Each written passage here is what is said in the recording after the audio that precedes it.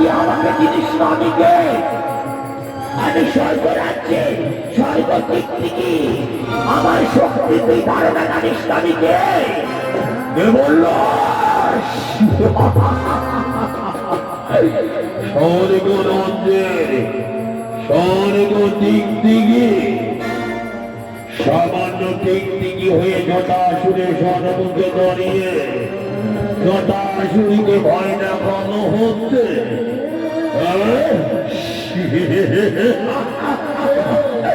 জটাসুরকে বলতে মনে হচ্ছে বইল তোকে আমি এমন শিক্ষা দেব টিকটিকি সারা জীবন মনে করে রাখবি জটাসুরীর কথা। আজ তোকে আমি এমন শিক্ষা দেব চিরকালের মতন মনে করে রাখবি। ওরে বাবা রে ওরে বাবা